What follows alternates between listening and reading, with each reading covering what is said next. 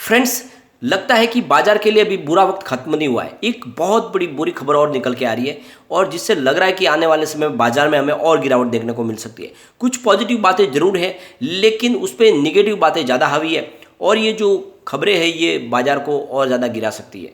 तो सारी अपडेट को डिस्कस करेंगे और जानने की कोशिश करेंगे कि आखिर बाजार में आगे क्या संभावना बन रही है। क्या इस समय हमें इन्वेस्टमेंट करना चाहिए या फिर बाजार से पूरा दूर हो जाना चाहिए।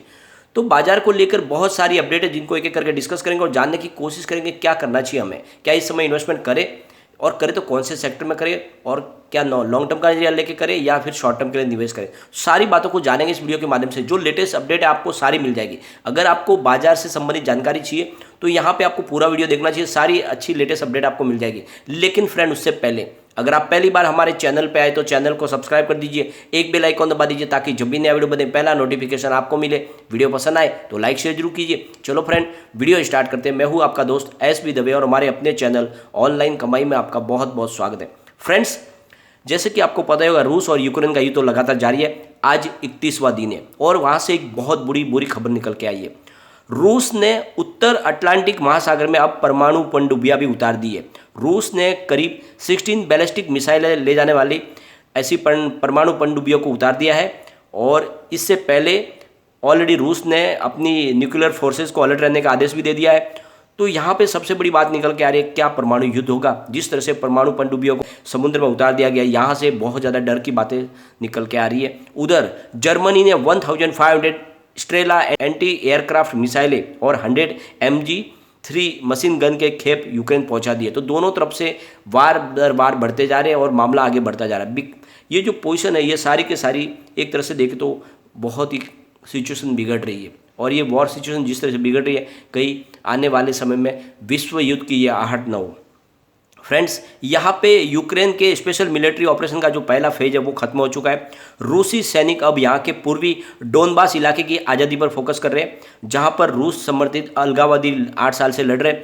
रूसी सेना ने पहले ही उनको आज़ादी की उनकी घोषणा कर दी गई है। अब उसको एरिया को आज़ाद करने की कोशिश कर रहे हैं। तो अब पूरा का पूरा फोकस उनका डोनबास की तरफ है और लगातार ये मामला अब तेज़ी से आगे बढ़ रहा है। और दूसरी तरफ पेंटागन का दावा है कि जॉर्जिया के रास्ते यूक्रेन में सेना भेज रहा है रूस और यहाँ से एक नई शुरुआत कर रहे हैं ताकि जो आने वाले समय में वो पूरी तरह से यूक्रेन को हर तरह से बर्बाद करने की कोशिश की जा रही है। और यहाँ पे लगातार सैनिकों की संख्या भी बढ़ाई जा रही है। अभी कितने सैनिक भेजे इसकी संख्या का तो पता नहीं, लेकिन लगातार सेना भेजी जा रही है।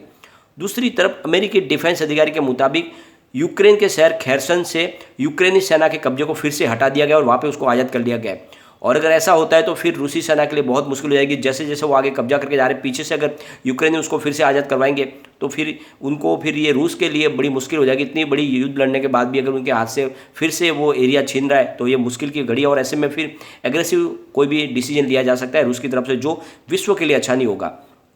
फ्रेंड्स, यहाँ पे जो वातावरण निकल के आ रहा है उसके हिसाब से तो ये हो रहा है कि अब कुल मिला के कब युद्ध खत्म होगा कोई पता नहीं चल रहा है और ये बहुत ही बड़ी मुसीबत की घड़ी है। इस समय बाजार के लिए ये बहुत मामला बेकार हो निकल के आ रहा है।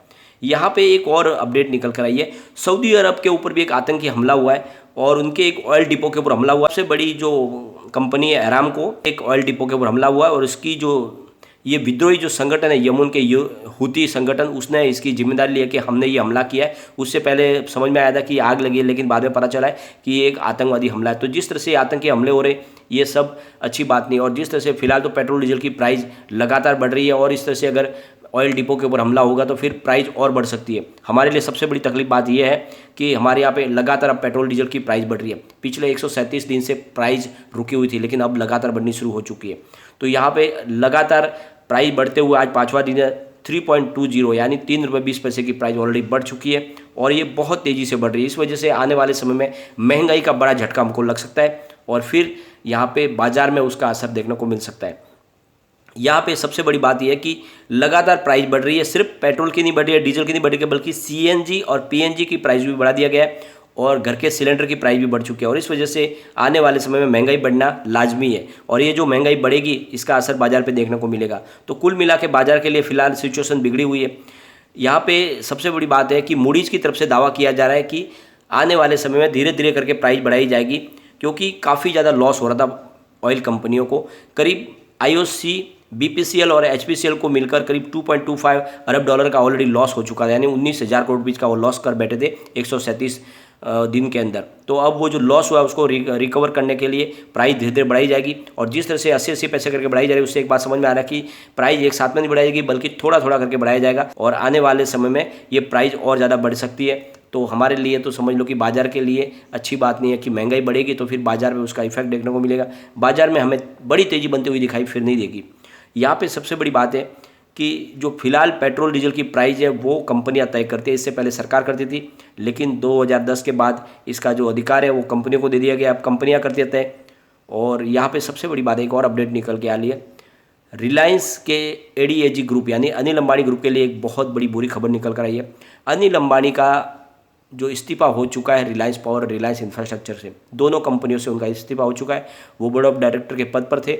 अब यहाँ पे ये जो सेबी की तरफ से ये कार्रवाई की गई है, सेबी ने उनको आदेश दिया था कि आप ये दोनों कंपनियों से दूर हो जाए, क्योंकि एक बड़े फंड की गड़बड़ी हुई थी वो रिलायंस होम फाइनेंस में, और उसकी वजह से उनके ऊपर ये कार्रवाई की गई है और इस वजह से दोनों कंपनियों से उनको इस्तीफा देना पड़ा है। ये बहुत बड़ी उनके लिए एक बुरी खबर है। वो चाहते थे इन दोनों कंपनियों को आगे लेके जाना, लेकिन अब उनको डायरेक्टर के पद से इस्तीफा देना पड़ा। एक बाजार के लिए अच्छी खबर निकल कर आई है, स्मार्टफोन मैन्युफैक्चरिंग में एक माइलस्टोन अचीवमेंट किया देश ने, करीब 83% का एक्सपोर्ट बढ़ गया है, यानी विश्व के बड़े बड़े देशों में अब इंडिया की तरफ से मोबाइल एक्सपोर्ट हो रही है। सबसे बड़ी बात है, पहले चीन और वियतनाम से दुनिया भर में मोबाइल जाते थे, लेकिन अब वो स्मार्टफोन हमारे इंडिया से जा रहे हैं। तो ये हमारे देश के लिए एक बड़ी लंबी छलांग लगाई हमारे इंडिया ने। और इसके कारोबार की अगर बात करें तो इस साल ये करीब 5.6 अरब डॉलर तक पहुंच गया कारोबार, यानी 42,000 करोड़ रुपये तक पहुंच गया इस कारोबार जो हमारा इस फाइनेंशियल ईयर में स्मार्टफोन के एक्सपोर्ट का, और बहुत तेज़ी से कारोबार बढ़ रहा है। इसके पीछे वजह है PLI स्कीम, गवर्नमेंट की तरफ से PLI स्कीम का फ़ायदा दिया जा रहा है, और इस वजह से बड़ी बड़ी स्मार्टफोन मैन्युफैक्चरिंग कंपनियां इसका फ़ायदा उठा रही है। सबसे ज़्यादा फ़ायदा इसका एप्पल और सैमसंग का हो रहा है, जिनका बहुत ज़्यादा प्रोडक्शन है, जो मैन्युफैक्चरिंग है जो वो हो रही है, और वो बहुत तेज़ी से अपने जो है स्मार्टफोन को एक्सपोर्ट कर रही है, और काफ़ी देशों में एक्सपोर्ट हो रहा है। और सबसे बड़ी बात यह है कि एप्पल का खुद का एक्सपोर्ट का कारोबार करीब 12,000 करोड़ रुपये तक पहुंच गया है। सबसे अच्छी बात यह है कि जो दक्षिण एशिया, अफ्रीका, मिडिल ईस्ट में यहाँ से स्मार्टफोन एक्सपोर्ट हो रहे हैं, तो इंडिया एक हब बन चुका है अब मैन्युफैक्चरिंग के लिए, स्मार्टफोन के लिए। तो ये हमारे लिए एक नए द्वार खुले, और इस वजह से अब चाइना को रिप्लेस कर पाएंगे आने वाले समय। लेकिन अभी भी हमारी जो सबसे बड़ी तकलीफ है कि इसके जो कंपोनेंट्स है, जो इसके पार्ट्स है, वो चाइना से ही आते हैं, और चाइना से अभी फिलहाल हमारी रिलेशन अच्छी नहीं है, और कोविड का भी इफेक्ट है, इसकी वजह से वहाँ से काफ़ी कम मात्रा में स्पेयर पार्ट आ रहे हैं।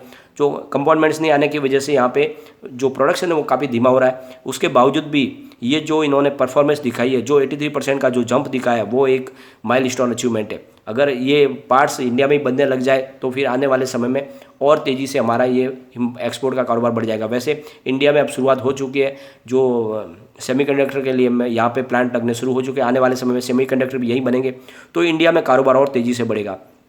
तो फ्रेंड्स, ओवरऑल कारोबार के लिहाज से इंडिया चाइना से अच्छा लग रहा है बहुत सारी कंपनियों को, इसीलिए वो अपने प्लांट यहाँ पे स्थापित कर रहे हैं। तो आने वाले समय में देश का भविष्य तो उज्जवल होने वाला है, मार्केट भी बहुत तेज़ी से आगे बढ़ सकता है। लेकिन अभी जो फिलहाल जो रीजन बने वो बाजार के लिए फेवरेबल नहीं है, क्योंकि रूस ने पनडुब्बियां उतार दी है, परमाणु हमला होने की संभावना बनी हुई है, और इसीलिए यहाँ पे फिलहाल आपको एग्रेसिव तरीके से खरीदारी करें, और अगर खरीदारी करनी भी है आपको तो सिर्फ आपको लार्ज कैप में निवेश करना चाहिए, अच्छे स्टॉक में और फंडामेंटली मजबूत स्टॉक में। निफ्टी 50 की अगर बात करें तो फिलहाल 17,153 के स्तर पर है। अगर इस स्तर को तोड़ता है 17,000 के तो फिर बड़ी गिरावट की संभावना बनेगी, और फ्राइडे के दिन हमें यहाँ पे थोड़ी सी मामूली गिरावट यानी 69 पॉइंट की गिरावट देखने को मिली थी।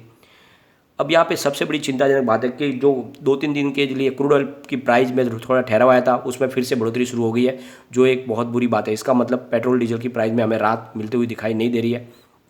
फिलहाल WTI क्रूड 113 पर है, जहाँ पे 1.39% की तेज़ी देखने को मिल रही है। ब्रेंट क्रूड की बात करें तो 120 पर है, जहाँ पे 1.36% की तेज़ी देखने को मिल रही है। तो ओवरऑल क्रूड ऑयल की प्राइस फिर बढ़ने लगी है, और बाजार पे फिलहाल जो FI और DI का रुझान भी बिल्कुल उलट चल रहा है। अगर जिस दिन FI खरीदारी करते हैं उस दिन DI बेचते हैं, और जिस दिन DI खरीदारी करते हैं उस दिन FI बेचते हैं, यानी दोनों की एक तरफा खरीदारी नहीं हो पा रही है, और इसी वजह से आपको बाजार में तेजी बनती हुई दिखाई नहीं दे रही है। फिलहाल आपको क्वालिटी स्टॉक में दाव लगाना चाहिए, और लॉन्ग टर्म का नजरिया लेके ही निवेश करें। शॉर्ट टर्म के लिए निवेश के बारे में बिल्कुल बच के रहें। लेकिन फ्रेंड, कोई भी इन्वेस्टमेंट करने से पहले अपने फाइनेंशियल एडवाइजर से कोई एडवाइस ले लें, या अपना खुद का रिसर्च करें, क्योंकि मैंने वीडियो आपके एजुकेशनल पर्पज के लिए ही बनाया है। वीडियो पसंद आई तो लाइक शेयर जरूर कीजिए, और चैनल को सब्सक्राइब कर दीजिए।